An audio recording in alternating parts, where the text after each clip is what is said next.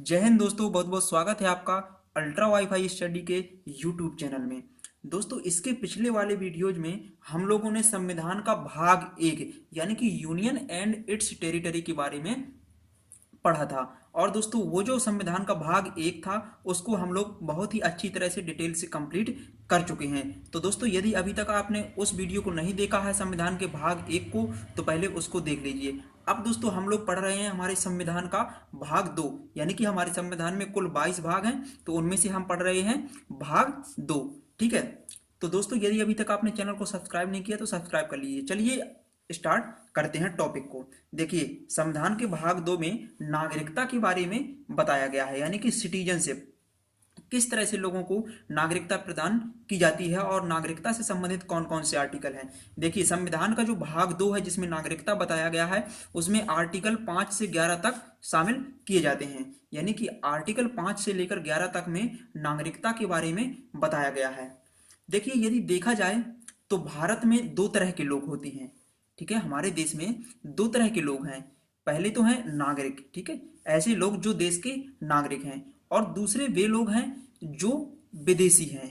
ठीक है, जो नागरिक हैं उनकी भारत में पूरी पूरी तरह से निष्ठा होती है। ठीक है, नागरिकों की भारत में पूरी तरह की निष्ठा होती है और इन्हें सभी तरह के अधिकार दिए गए हैं। ठीक है, नागरिकों को चाहे कोई भी अधिकार हो, ठीक है, तो उन्हें सभी तरह के अधिकार भारत में नागरिकों को दिए गए हैं। लेकिन जो विदेशी हैं उन्हें केवल कुछ अधिकार दिए गए हैं, यानी कि संपूर्ण अधिकार नहीं दिए गए हैं। तो चलिए देखते हैं। जैसे भारतीय संविधान जो है वो नागरिकों को निम्नलिखित विशेषाधिकार प्रदान करता है।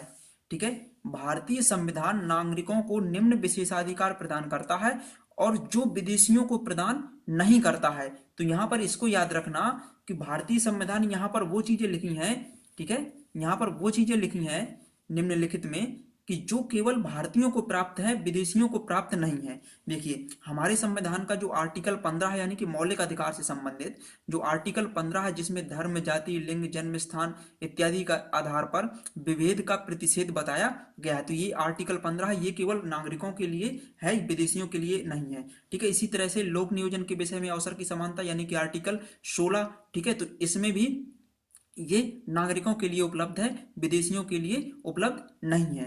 ठीक है, इसी तरह से आर्टिकल 19, जिसमें कि 6 प्रकार की स्वतंत्रताएं बताई गई है, जैसे घूमने एवं फिरने की स्वतंत्रता, रहने एवं बसने की स्वतंत्रता, कोई भी व्यापार या व्यवसाय करने की स्वतंत्रता। ठीक है, तो इस तरह की जो 6 प्रकार की स्वतंत्रताएं आर्टिकल 19 में बताई गई हैं, वो भी केवल भारतीयों के लिए उपलब्ध हैं, विदेशियों के लिए उपलब्ध नहीं है। ठीक है, तो इसको आप लोग याद रखिए। अब इसी तरह से आर्टिकल 29 एवं 30, ठीक है, 29 और 30 में क्या बताया गया है? शिक्षा एवं संस्कृति का अधिकार। ठीक है, संस्कृति एवं शिक्षा का अधिकार, तो ये भी भारतीयों के लिए है, यानी कि जो भारत के नागरिक हैं उनके लिए है, विदेशियों के लिए नहीं है। जिनको भारत की नागरिकता प्राप्त है, ये केवल उन्हीं के लिए आर्टिकल उपलब्ध है, विदेशियों को बिल्कुल भी कदापि उपलब्ध नहीं है। ठीक है, तो ये आप लोग याद रखिए। अब देखिए, जैसे चुनाव में मतदान का अधिकार, ये भी किसको प्राप्त है? केवल नागरिकों को, जो भारत के नागरिक हैं उन्हीं को चुनाव में, यहाँ के किसी भी इलेक्शन में मत देने का अधिकार प्राप्त है। और इसी तरह से चुनाव लड़ने का अधिकार भी केवल भारतीयों को ही है। चुनाव लड़ने का अधिकार किसको है? केवल भारतीयों को, जो भारत के नागरिक हैं। अब वो भारत के नागरिक चाहे वो जन्म से हों या फिर प्राकृतिक रूप से हों, ठीक है, तो उन्हें चुनाव लड़ने का अधिकार है। जैसे कि दोस्तों, आप लोगों को पता है कि जो अमेरिका में होते हैं राष्ट्रपति, तो वहां का जो जन्म से नागरिक होता है, केवल उसी को राष्ट्रपति बनने का अधिकार है, वही राष्ट्रपति बनने की योग्यता रखता है। जबकि भारत में ऐसा नहीं है। भारत में कोई भी व्यक्ति जन्म से नागरिक हो तो वो राष्ट्रपति बन सकता है, और यदि उसकी नागरिकता प्राकृतिक रूप से अर्जित की गई हो तो भी वो भारत का राष्ट्रपति बन सकता है। जैसे कि यहाँ पर लिखा है, भारत में नागरिक जन्म से या प्राकृतिक रूप से राष्ट्रपति बनने की योग्यता रखते हैं, जबकि अमेरिका में केवल जन्म से नागरिक ही राष्ट्रपति बन सकते हैं। ठीक है, तो इसको आप लोग याद रखिए। चलिए देखते हैं हमारे संविधान का आर्टिकल 5, यानी कि जो नागरिकता से संबंधित आर्टिकल 5 है, इसको चलिए देखते हैं। देखिए, आर्टिकल 5 में बताया गया है, कोई भी व्यक्ति भारत का नागरिक माना जाएगा। कोई भी व्यक्ति भारत का नागरिक माना जाएगा यदि यदि उसका जन्म भारत में हुआ हो। ठीक है, यदि उसका जन्म भारत में हुआ हो, या यदि उसका जन्म भारत में हुआ हो या उसके माता पिता में से किसी एक का जन्म भारत में हुआ हो। ठीक है, पहली शर्त तो ये है कि यदि उसका जन्म भारत में हुआ हो, और दूसरी शर्त ये है कि उसके माता पिता में से किसी एक का जन्म भारत में हुआ हो तथा संविधान लागू होने के 5 वर्ष पूर्व से, ठीक है, तथा संविधान लागू होने के 5 वर्ष पूर्व से वह भारत में निवास कर रहा हो लगातार। ठीक है, तो ऐसा व्यक्ति भारत का नागरिक माना जाएगा। ठीक है, तो इसको आप लोग याद रखिए कि कोई भी व्यक्ति भारत का नागरिक तब माना जाएगा यदि उसका जन्म भारत में हुआ हो या फिर उसके माता पिता में से किसी एक का जन्म भारत में हुआ हो तथा संविधान लागू होने की यानी कि 26 जनवरी 1950 के 5 वर्ष पहले से वह भारत में रह रहा हो। ठीक है, तो ये है आर्टिकल 5 की शर्त है। तो इस तरह से कोई भी व्यक्ति भारत का नागरिक माना जाएगा। ठीक, तो इसको आप लोग याद रखिए। अब चलिए देखते हैं आगे क्या है। देखिए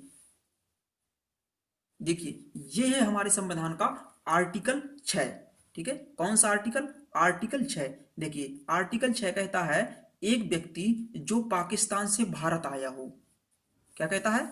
एक व्यक्ति जो पाकिस्तान से भारत आया हो तथा उसके दादा या दादी अविभाजित भारत में पैदा हुए हैं। अविभाजित भारत मतलब जब भारत और पाकिस्तान का बंटवारा नहीं हुआ था। ठीक है, तो तथा उसके दादा और दादी अविभाजित भारत में पैदा हुए हों, वह व्यक्ति भारत का नागरिक माना जाएगा।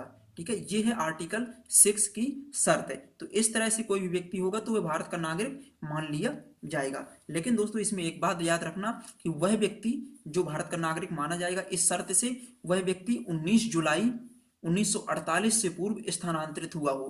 ठीक है, 19 जुलाई 1948 से पूर्व स्थानांतरित हुआ हो। और ये 19 जुलाई 1948 ऐसी कौन सी इसमें शर्त है कि आखिर यही डेट क्यों ली गई है? क्योंकि इस तारीख को भारत में नागरिकता प्राप्त करने के लिए परमिट बनाए गए थे, परमिट तय किए गए थे 19 जुलाई 1948 को। ठीक है, तो इसलिए ये डेट है कि वह व्यक्ति 19 जुलाई 1948 से पहले ही भारत में स्थानांतरित हुआ हो, तब वो व्यक्ति भारत का नागरिक माना जाएगा। ठीक है, तो ये है आर्टिकल 6 की पूरी शर्त है। ठीक, तो इसको याद रखिए। अब देखिए आर्टिकल 7 क्या कहता है। देखिए आर्टिकल 7 कहता है एक व्यक्ति जो 1 मार्च 1947 के बाद भारत से पाकिस्तान स्थानांतरित हुआ हो। कोई भी व्यक्ति जो 1 मार्च 1947 के बाद भारत से पाकिस्तान स्थानांतरित हुआ हो लेकिन बाद में फिर भारत में पुनर्वास के लिए लौट आए। ठीक है, एक व्यक्ति जो 1 मार्च 1947 के बाद भारत से पाकिस्तान चला जाए, ठीक है, और इसके बाद फिर वो भारत में वापस लौट आए पुनर्वास के लिए। ठीक है, तो वह व्यक्ति भारत का नागरिक माना जाएगा। किस आर्टिकल के तहत? आर्टिकल 7 के तहत। ठीक है, तो इसको याद रखिए। अब देखिए आर्टिकल 8 क्या कहता है। आर्टिकल 8 में है एक व्यक्ति जो भारत के बाहर रह रहा हो वह भारत का नागरिक माना जाएगा या भारत का नागरिक बन सकता है। कैसे बन सकता है? यदि उसने क्या किया हो, यदि उसने कूटनीतिक तरीके से आवेदन किया हो यहाँ का नागरिक बनने के लिए, तो ऐसा व्यक्ति भारत का नागरिक बन सकता है। बेसिकली ये उन लोगों के लिए सुविधा उपलब्ध है जो भारत के बाहर रह रहे हैं और भारत की नागरिकता अर्जित किए हुए हैं। तो आर्टिकल 8 उनके बारे में है। ठीक है, तो इसको आप लोग याद रखिए। देखिए जो आर्टिकल 9 है ये कहता है कि वह व्यक्ति भारत का नागरिक नहीं माना जाएगा जो स्वेच्छा से किसी अन्य देश की नागरिकता ग्रहण कर लेगा। तो ये तो बिल्कुल कॉमन सी बात है कि कोई भी व्यक्ति होगा जो किसी अन्य देश की नागरिकता ग्रहण कर लेगा तो फिर वो भारत का नागरिक नहीं माना जाएगा। उसकी भारत की नागरिकता समाप्त कर दी जाएगी, ऑटोमेटिकली उसकी भारत की नागरिकता समाप्त हो जाएगी यदि वह व्यक्ति किसी अन्य देश की नागरिकता ग्रहण कर लेगा। ठीक है, तो ये है आर्टिकल 9 में। ठीक है, और आर्टिकल जो 10 है ये नागरिकता की निरंतरता के बारे में बताया गया है कि कोई भी व्यक्ति यदि किसी भी विधि का पालन करता है तो वह भारत का नागरिक निरंतर रूप से बना रहेगा। ये आर्टिकल 10 में है। ठीक है, और दोस्तों आर्टिकल जो 11 है वो नागरिकता के संबंध में संसद को शक्ति प्रदान करता है। यानी कि आर्टिकल 11 जो है वो नागरिकता के संबंध में संसद की शक्ति के बारे में बताता है कि संसद को नागरिकता समाप्त करने, नागरिकता देने, ठीक है, इस तरह की किस तरह की उसको शक्तियां प्रदान की गई हैं। तो आर्टिकल 11 में नागरिकता की पावर जो है वो संसद को दी गई है। ठीक है, तो इसको आप लोग याद रखिए। ये है हमारे संविधान के जो भाग 2 में नागरिकता से जुड़े कुछ आर्टिकल हैं। ठीक है, अब अगला वीडियो जो इसका होगा नागरिकता का, उसमें हम लोग पढ़ेंगे नागरिकता संशोधन अधिनियम जो 1955 में बनाया गया था। ठीक है, नागरिकता अधिनियम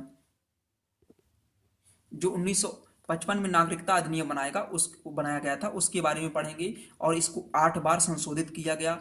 और 1955 का जो नागरिकता अधिनियम था वो किस तरह से नागरिकता अर्जित अर्जित करने के लिए और नागरिकता समाप्त करने की शक्ति हमें देता है, किस तरह से उसमें नागरिकता प्रदान की जाती है, जैसे जन्म से, प्राकृतिक रूप से, ठीक है, क्षेत्र समाविष्टि के आधार पर, ठीक है। तो इस तरह से अगले पार्ट में, यानी कि जो भाग 2 का, संविधान का भाग 2 का अगला पार्ट होगा, ठीक है, तो उसमें हम लोग इन सब चीज़ों के बारे में पढ़ने की कोशिश करेंगे। दोस्तों छोटे छोटे पार्ट बनाने से क्या है कि आप लोगों को पढ़ने में थोड़ी ज़्यादा आसानी रहती है और बोरिंग महसूस नहीं करते हो, ठीक है। तो ये वीडियो यहीं तक रहेगा। और दोस्तों यदि वीडियो पसंद आए तो वीडियो को लाइक करें और चैनल को सब्सक्राइब करें। दोस्तों हम पूरे डिटेल के साथ में पॉलिटिक कंप्लीट करने की कोशिश करेंगे। और दोस्तों यकीन मानिए एग्जाम में क्वेश्चन जरूर फंसेंगे, चाहे आप किसी भी एग्जाम की तैयारी कर रहे हो, यदि इन टॉपिक से क्वेश्चन पूछे गए, ठीक है। तो थैंक यू।